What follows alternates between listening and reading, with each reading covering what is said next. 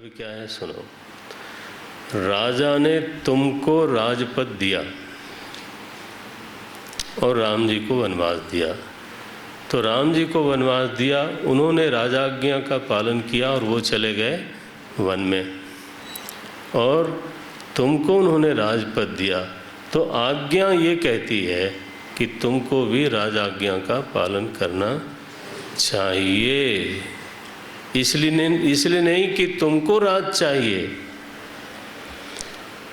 इसलिए कि तुमको राजा की आज्ञा का पालन करना चाहिए। तुम जरा ख्याल रखो, वशिष्ठ जी जरा जोर देते हैं, तजे राम जे ही वचन ही लागी। जिस वचन की सिद्धि के लिए राम जी ने तो राज्य छोड़ दिया, वन में चले गए। तनु परिहरेउ राम बिरहागी। विरह की अग्नि में महाराज दशरथ ने शरीर छोड़ दिया लेकिन वचन को नहीं छोड़ा। तो दो इतने बड़े बड़े महापुरुष, अब तीसरे तुम्हारा। करहु शीश धरी नृपहि बचन प्रिय नहीं प्रिय प्राणा। करहु तात, ये चाहे तो आप लिख अंडरलाइन कर लें, कितना बल दे के बोलते हैं। करहु तात पितु वचन प्रमाणा। तुम्हें अपने पिता के वचन को प्रमाणित करना चाहिए, सिद्ध करना चाहिए। सारी सभा ने कहा बिल्कुल ठीक है, ऐसा ही होना चाहिए, ऐसा ही होना चाहिए। अद्भुत ढंग की सभा है। अब भरत जी बैठे सोच रहे हैं। वो कहते हैं, आप सब लोग कहते हो, बड़े हो, सही ही सोचते हो, यद्यपि यह समझत हूँ नीके। आप लोग जो कह रहे हो वो मेरी भी समझ में आ रहा है। यद्यपि यह समझत हूँ नीके, मिल गया ना? हाँ, 176 दोहे के बाद नीचे नीचे।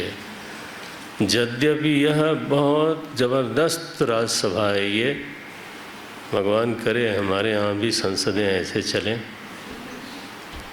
ऐसी वार्ता हो और इस ऊंचे दर्जे की हो। यद्यपि यह समझत हूँ नीके, तदपि होत परितोष न जी के। आप जो कहते हो वो मेरी समझ में आता है, सही भी है, क्योंकि उसमें मुझे कोई गलती नहीं दिखती। लेकिन धर्म में 4 लक्षण होते हैं, उसमें एक लक्षण है संतोषमात्मन। कैसे? स्वस्य च प्रियमात्मन। हाँ, मनुस्मृति में, धर्मशास्त्र में आया ये। स्वस्य च प्रियमात्मन माने श्रुति है, स्मृति है, सदाचार। बोल सकते हो तो बोल दो। श्रुति स्मृति सदाचार स्वस्य च प्रियमात्मन। ये साक्षात धर्मस्य लक्षणम। 4 ही मुख्य हैं, आप भी सुन लें। धर्मशास्त्र की बात हम लोग कई बार भूले बैठे रहते हैं। उनका श्रुति स्मृति सदाचार 3, और चौथा है स्वस्य च प्रियमात्मना।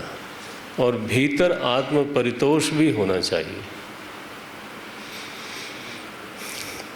भरत जी कह रहे हैं कि सब ठीक है, गुरुदेव स्वयं बोल रहे हैं तो मैं कैसे उसका खंडन करूं। लेकिन एक चीज नहीं हो पा रही है, क्या? तदपि होत परितोष न जी के। ये सब होने के बावजूद भीतर संतोष नहीं हो रहा है। और थोड़ी देर शांत रहे होंगे तो वो एकदम बाहर आ गया कि संतोष क्यों नहीं हो रहा है। संतोष क्यों नहीं हो रहा है? कि आपने महाराज को ध्यान में रखा, राम जी को रखा, कैकेयी को ध्यान में रखा, राज्य को ध्यान में रखा, सबको ध्यान में रखा, लेकिन मुझे ध्यान में नहीं रखा। आगे बोलेंगे, मोहि अनुहरत सिखावन दीजे। किसी को आपको सिखावन देना है तो एक तरफा नहीं होना चाहिए। जिससे वो काम कराना है उससे भी तो पूछ लीजिए कि वो क्या चाहता है। तो संतोष नहीं हो रहा है। अब तो मेरा कुछ निवेदन है, सुनिए। अब तुम विनय मोरी सुनि लेहु, ये पंक्ति है भाई, मोहि अनुहरत। अब देखा, वशिष्ठ जी जैसे महापुरुष के सामने कहाँ स्लिप हो गया है, यह बात तो भरत जी इंगित करते हैं, बड़ी बात है। मोहि अनुहरत सिखावन देहु, मेरा ध्यान रखते हुए, मेरा भी कुछ ख्याल रखते हुए, फिर तो तुम्हारा क्या ख्याल, तुम्हारा क्या इच्छा, तुम्हारी क्या इच्छा है? बोले गुरुदेव, मेरा इच्छा क्या है वो नहीं, मेरा निर्णय है। हित हमार सियपति सेवकाई। बहुत साफ साफ मैं जानता हूँ कि मेरा हित केवल सीताराम जी की सेवा करने में है, राज करने में नहीं है। ये अब इस हित का हरण कर लिया है कैकेयी ने, तो मैं तो बिल्कुल भी इस मत से सहमत नहीं हूँ। ऐसी परिस्थिति में जहाँ माता कैकेयी ने ऐसे ऐसे कर्म कर दिए हैं, प्रजा का ये हाल है। गुरुदेव, निवेदन है, क्षमा के साथ बोलता हूँ कि क्षमा करिएगा, लेकिन मुझे एक बात लगती है, ये भरत जी का संवाद अद्भुत है। मुझे एक बात लगती है, 181 दोहे के बाद की तीसरी पंक्ति है, ये बहुत मार्मिक है।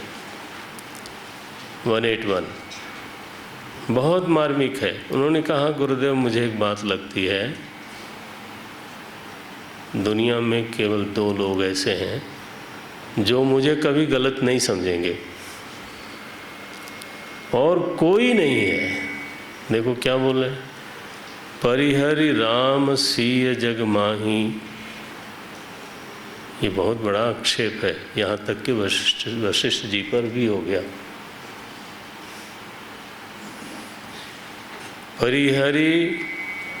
परिहरि राम सीय जग माही, को न कही मोर मत नाही।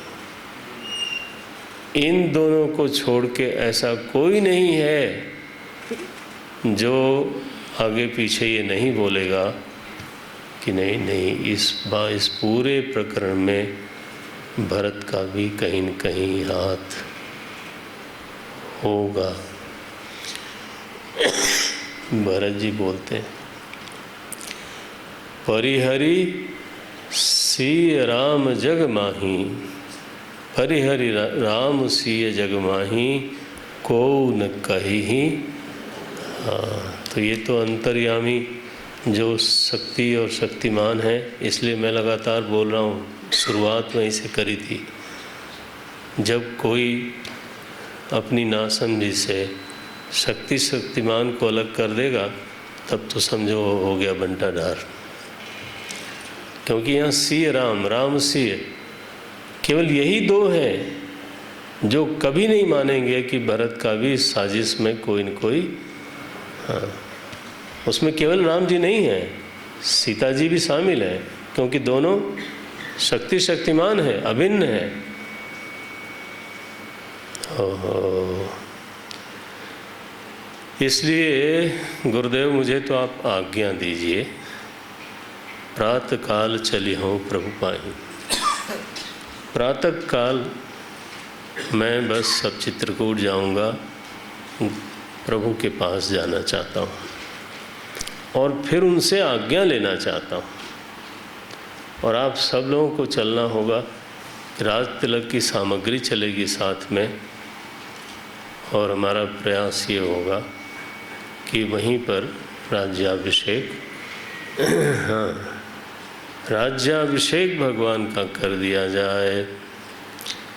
अब एकदम सब लोग तैयार, खुशी हो गई अयोध्या में कि भगवान को संभव है कि भगवान वापस आ जाए। इस संभावना से आनंद का उद्रेक हो गया।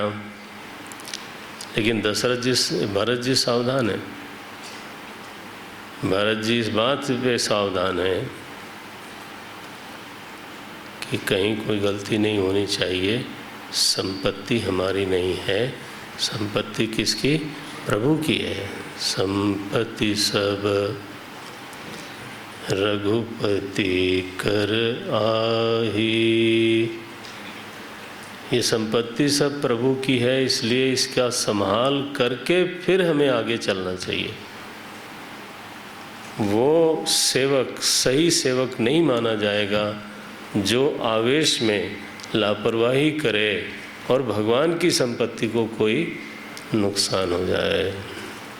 कितनी मर्यादा!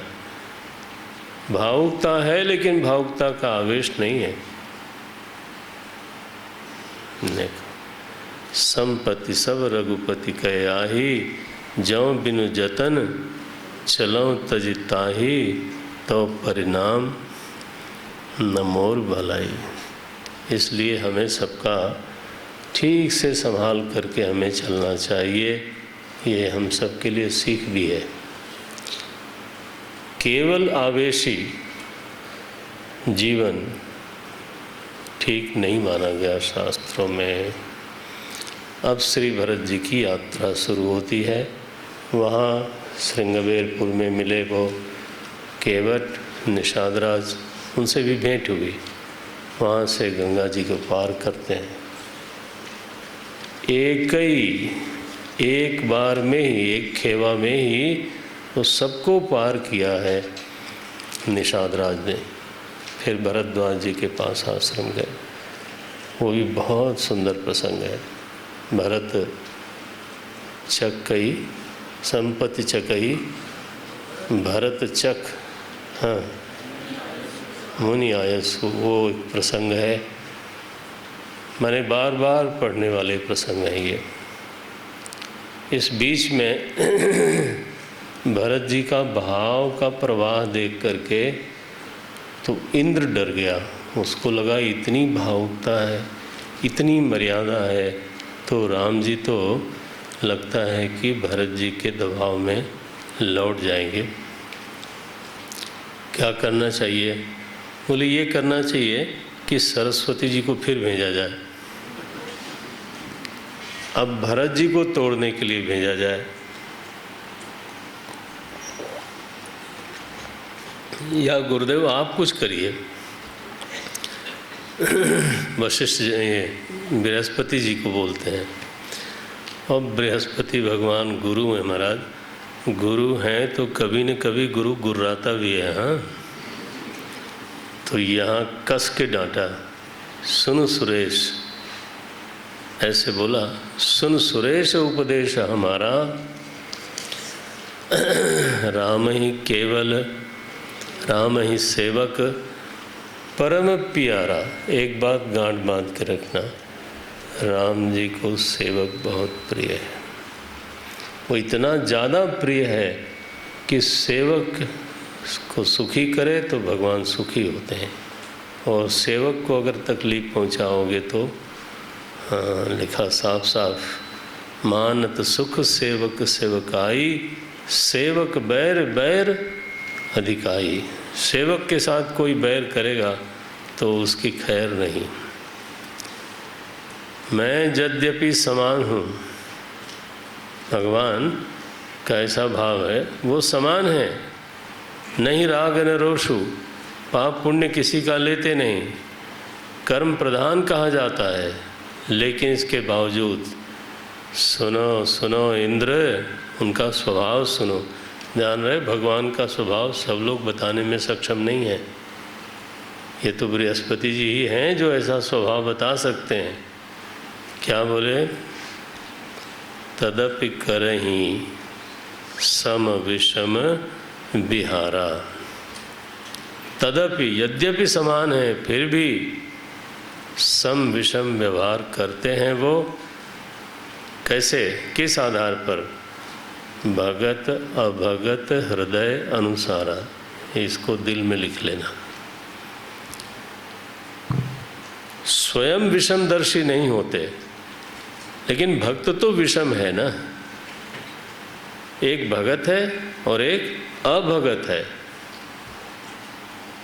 तो भगत के साथ भी वही व्यवहार और अभगत के साथ भी वही व्यवहार, ये अन्याय है। भगत और अभगत दोनों के साथ एक जैसा व्यवहार करना ये अन्याय है। होना तो यही चाहिए कि जो भगत है उसको वो मिलना चाहिए जो भक्त को मिलना चाहिए, और जो अभगत है उसको वही मिलना चाहिए जो उसको मिलना चाहिए। एक सिद्धांत यहाँ बृहस्पति भगवान ने दे दिया। समदर्शिता जैसे तुम और हम समझते हैं वैसी नहीं होती। ठीक है, विषम दर्शन ही समदर्शन है। ये बड़ा अद्भुत है, क्योंकि भक्त और अभक्त दोनों विषम हैं। तो जो जैसा है उसको उस तरह का प्रसाद मिलना चाहिए, यही असली समदर्शन है।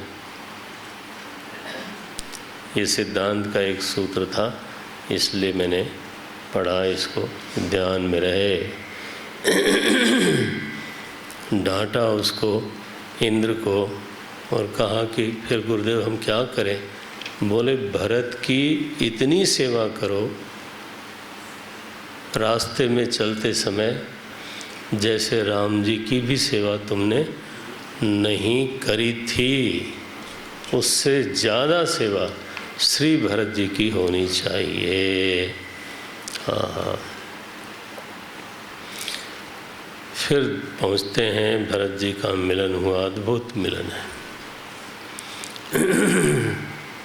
भरत प्रणाम करत रघुनाथा। श्री लक्ष्मण जी ने आवाज़ सुनी और भरत जी गिर गए थे, तो लक्ष्मण जी ने प्रभु को याद दिलाया कि प्रभु श्री भरत जी प्रणाम कर रहे हैं। और जैसे ही सुना उन्होंने तो कहूँ पट कहूँ निशंग धनु चीरा। अरे भाई तुम लोग तो बता दिया करो, हमें अकेले ही। भगवान बिल्कुल निरुपाधिक हो गए। कहूँ पट कहूँ निशंग धनु चीरा का अर्थ क्या है? एकदम कैवल्य मिलन है, निरुपाधिक। और ऐसे दौड़े राम, भरत को उठाया उन्होंने गले लगा करके, ऐसे खड़े रहे। लिखा है यहाँ पर श्री भरत जी की स्थिति कैसी है, राम जी की स्थिति कैसी है। एक पंक्ति लिखी, परम प्रेम पूरन दो भाई, परम प्रेम पूरन दो भाई। मन, ये निरुपाधिक का फिर विस्तार है। मन बुद्धि चित्त अहमिति बिसराई, अंतःकरण बिसर गया। आया, मिला आप लोगों को? इतना आसान भी नहीं है, लेकिन मैं बताऊंगा भी नहीं। हाँ, ये है रेडीमेड। हर समय आपको रेडीमेड की आदत पड़ जाए, वो भी मैं नहीं चाहता हूँ। आपका अध्ययन ही इतना अच्छा होना चाहिए। देखो पंक्ति कैसी बनी, परम प्रेम दुपूरन दो भाई। मन, यही तो उपाधि है अंतःकरण चार, मन बुद्धि चित्त अहम इति बिसराई। ये कैवल्य मिलन। नहीं कहो नहीं को कहू, न को अरु पूछा। अब ऐसी दशा में बैठे हैं दोनों, भरत जी और राम जी, न दूसरा आदमी कुछ कहता है न दूसरा आदमी कुछ पूछता है। कैसी दशा है? प्रेम मगन मन निज गति छूछा। अभी भी नहीं मिला क्या?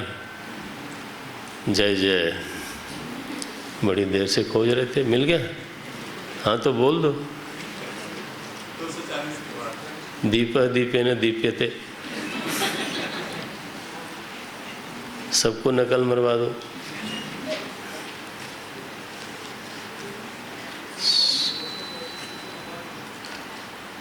वहां तक तो, पीछे तक तो पहुंच गई बात, पहुंच गई कि नहीं? निज गति छूछा, अभी नहीं मिला। कुछ बोल तो रहे हैं लोग, सुना मैं। अब वो सही बोल रहे हैं गलत बोल रहे हैं, मेरा कोई जिम्मेदारी नहीं। श्री भरत जी की ये तुम्हारा अद्भुत है, निरुपाधिक मिलनी है। मन छूछा है, निज गति छूछा। मन की अपनी निज गति क्या है? चंचलता, वो शून्य है वहाँ पर।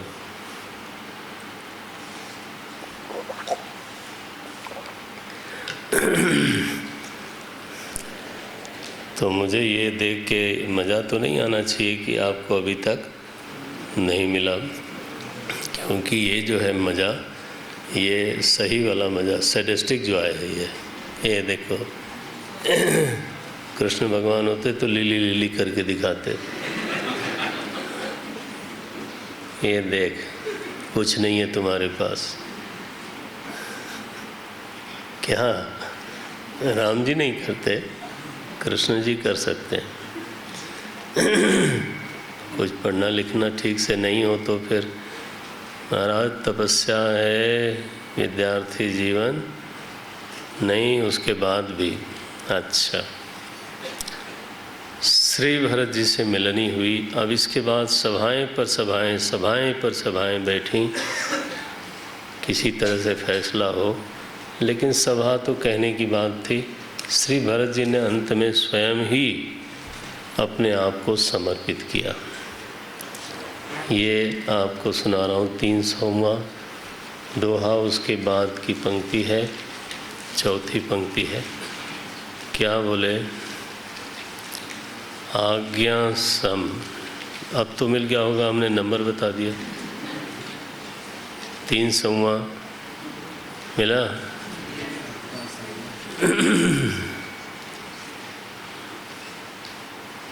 आज्ञा समन सुसाहिब सेवा। साहब भी कैसा होना चाहिए? सुसाहिब, है ना? ऐसे ही शराबी कबाबी आदमी को साहब न बना लेना है। आज्ञा सम पंक्ति जब गोस्वामी जी की उतरती है तो आप समझो मंत्र उतरता है। ये तो हम लोगों ने अपने आप को ठगा है, वंचित किया है कि मनोरंजन में इतना चले गए कि पंक्ति की महिमा ही भूल गई। आज्ञा सम, देखो यही है सेवा का असली मर्म। आज्ञा समन सुसाहिब सेवा, सो प्रसाद जन पावे देवा। तो वो जो प्रसाद है, माने आज्ञा का जो प्रसाद है, हे देव वो मैं आपका हूँ, मुझे मिलना चाहिए। हाँ, प्रभुपद कमल गहे अकुलाई, ऐसा कह कर के व्याकुल हो कर के भगवान के चरणों को पकड़ लेते हैं। वाह! श्री राम जी क्या बोलते हैं? बोले भरत, सच बात यह है कि तुम्हें सब मालूम है। तुम्हें विदित सब ही कर कर्मू, आपन मोर परम हित धर्मू। बीच में भरत जी ने एक पंक्ति और बोल दी थी कि मैंने आपकी इच्छा का उल्लंघन करके यहाँ आकर के मैंने ढिठाई की है। ओहो, मुझे शायद नहीं करना चाहिए था ऐसा। 97 दोहे के बाद है 200। 97 दोहे के बाद आखिरी पंक्तियाँ। ये समर्पण में ये भी जरूरी है, one should surrender before his boss, before his इष्ट देव, ऐसे बोलो। ये अपने हठ पे रहना, ये भक्ति में दोष है। क्या कह रहे हैं? राम रजाई मेट मन माही, देखा सुना कतहूँ को नाई। भगवान की आज्ञा कोई मिटा दे, आज तक मैंने ऐसा किसी को नहीं देखा नहीं सुना। सो मैं, ये पंक्ति देखो, ग्लानि हो रही है श्री भरत जी को। सो मैं सब विधि कीन डिठाई, मैंने धृष्टता की है, प्रभु मानी स्नेह सेवकाई। लेकिन प्रभु की कृपा ऐसी है, उन्होंने मेरी सेवा समझा इसको। ये कितना बड़प्पन है भगवान का। अब राम जी बोलते हैं, तुम्हें विदित सब ही कर कर्मू, आपन मोर परम हित। कौन किसको बड़प्पन दे रहे हैं? भरत जी को। तुमको सबका मालूम है, मेरा धर्म क्या, तुम्हारा धर्म क्या, सबका मालूम है। आपन मोर परम हित धर्मू, मोहि सब भांति। क्या बात है! मोहि सब भांति भरोसा तुम्हारा, तदपि कहूँ अवसर अनुसारा। हर तरह से तुम्हारा भरोसा है, अवसर के अनुसार। फिर भी मैं कुछ कहता हूँ। भरत, आज जो समय उपस्थित हो गया है वो संपत्ति बांटने का नहीं है। बांटी विपत्ति सब ही मोहि भाई। हम 4 भाई हैं, चारों भाई मिल करके एक एक हिस्सा विपत्ति का बांट लेते हैं। मेरे ख्याल से विश्व में कभी भी ऐसा बंटवारा नहीं हुआ होगा। सब लोग संपत्ति ही बांटते हैं। क्या लिखा है यहाँ? बांटी विपत्ति सबही मोहि भाई, तुम्हें अवधि भरी। मुझे इस बात का पूरा अंदाजा है श्री भरत कि अवधि भर माने अवधि पर्यंत 14 साल, तुम्हें अवधि भरी बड़ी कठिनाई। ये 14 साल तुम्हारे ऊपर बहुत भारी गुजरने वाले हैं, ये मैं जानता हूँ। लेकिन क्या करें, भाई के ऊपर जब पड़ती है तो दूसरा भाई तो हाथ की तरह होता है ना। दाहिना बाजू बोलते हैं लोग, हम कहते हैं हाथ की तरह। और अगर हाथ में कहीं चोट लग गई हो और फिर कोई तलवार मारे तो सिर को बचाने के लिए हाथ आगे आएगा कि नहीं आएगा? भले वो पहले से घायल है, फिर भी वो सिर को बचाने के लिए वही घायल हाथ सामने आता है। हो ही कुठाएं सुगंध सहाय। हाँ, ऐसी अमृत वाणी है। कुठाएं माने कठिन समय में। सुबंधु, जो सच्चा भाई है वही सहायता के लिए आता है। कैसे आता है? ओढ़ी हाथ असीनी हूँ के घाये। असी तलवार की चोट लगी हो पहले से हाथ पर, फिर भी ओढ़ी फिर से हाथ उठता है और सिर को बचाता है। भरत, तुम वही कर रहे हो। हम जानते हैं तुम भीतर से बहुत घायल हो, लेकिन इसके बावजूद राम की रक्षा के लिए आखिर तुम्हें ही उठना पड़ेगा फिर से।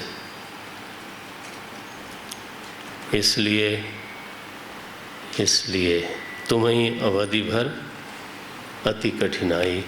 इसलिए ये 14 वर्ष भले कठिन हैं, लेकिन तुम्हें ये संभालना पड़ेगा। भरत जी को परम संतोष हुआ। भरत ही भयऊ परम संतोषु। और आप बोलते हैं मुझे कुछ आधार दीजिए जिसके सहारे मैं जीऊँ। सो अवलंब देव मोहि देई, अवधि पार पावऊं जही। सेई जिसकी सेवा करके मैं अवधि मैंने 14 वर्ष को पार कर सकूं, वो अवलंब हमें दीजिए। और भगवान राम ने अवलंब क्या दिया? हाँ, पादुका। नारायण पादुका को सिर पर लेकर के श्री भरत जी शत्रुघ्न जी के साथ सभी लोगों के साथ पीछे वापस फिर श्री अवध में प्रवेश कर रहे हैं। वहाँ पर फिर एक दिन के बाद दूसरे दिन गुरुदेव के पास गए, वशिष्ठ जी के पास। बोले गुरुदेव, मेरे मन में एक संकल्प है। हाँ, क्या संकल्प है?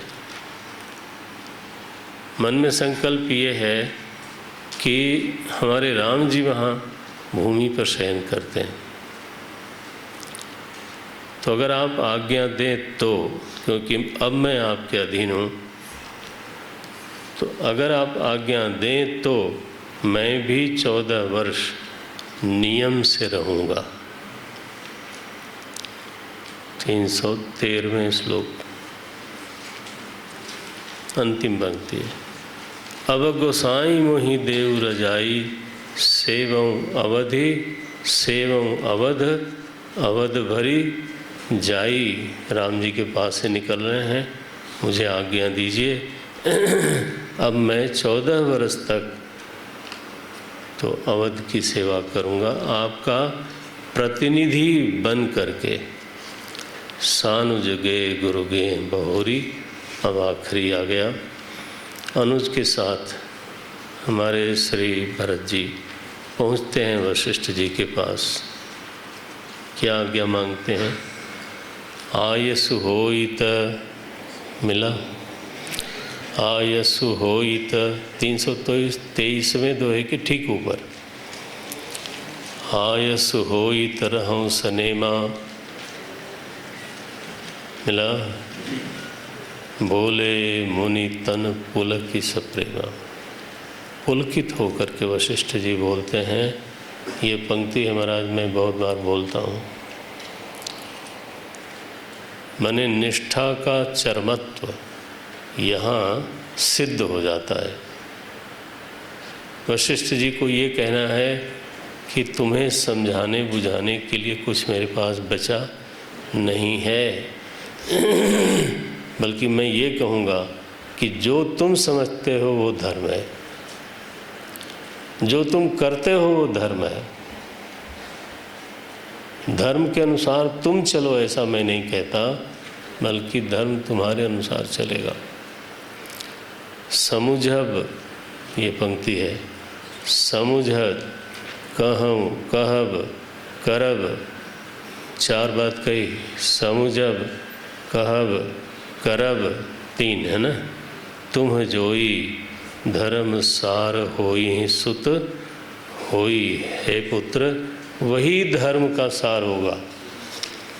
तुम उस निष्ठा में पहुँचे हो जहाँ धर्म तुम्हारे पीछे चलेगा। प्रायः लोगों को धर्म के पीछे चलना चाहिए, धर्म आगे आगे चले और हम उसके पीछे चले हैं। लेकिन यहाँ आते आते भरत जी की स्थिति बिल्कुल ऊंचा।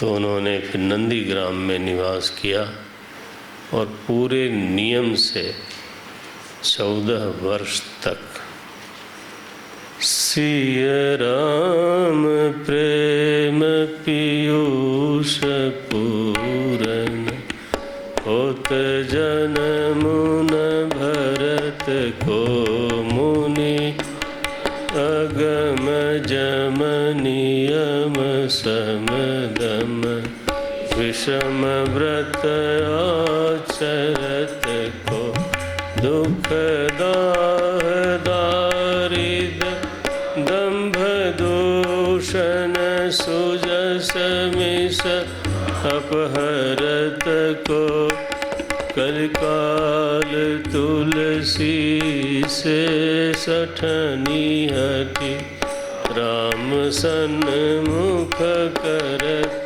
को, भरत चरित करि नेमु, तुलसी जो सादर सुनहि, सिय राम पद प्रेम, अवसि होई भव रस बिरती। इति श्रीमद् रामचरितमानसे सकल कलुष विध्वंसने द्वितीय सोपान समाप्तः। ओम आरती।